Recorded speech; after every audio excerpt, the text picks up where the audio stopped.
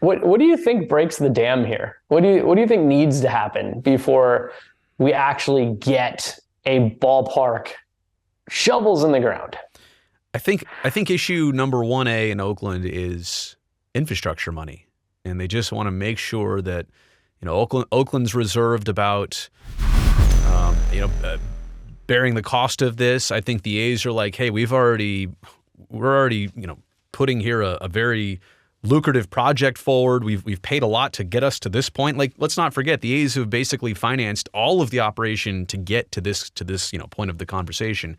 I think they just need to make sure that it can be paid for. It's like any big decision. I know, you have a home, I have a home, and buying a home, like, it's an intimidating process. It doesn't happen usually overnight, and it's intimidating because you're looking at large sums of money that you definitely don't have yet in most cases, and you're trying to figure out, like, is this feasible? Does this make sense? Am I putting myself in a position where 5, 10, 20 years down the road, this is all going to make sense?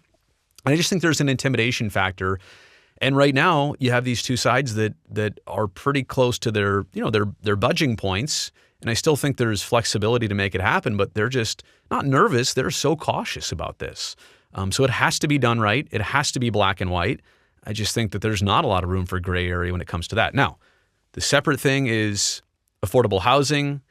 I think that as part of a development agreement, I mean, it's a huge part of it. It's the biggest part Oakland wants. They just want more people being able to afford and live in residence in the city of Oakland. And obviously that'll benefit them for the long run. Taxpayers, more people in the neighborhood to make it more viable. But I don't know how that conversation shakes out. We talked before about there's a set threshold of here's how much the law requires. Oakland wants significantly more.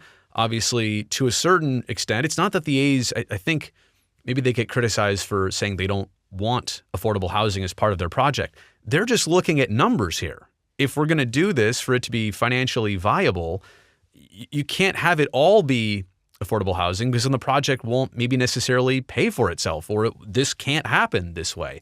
So it's a fine and delicate balance, I think, of projects and numbers and math. I think, honestly, to sum it up, math is the biggest problem right now.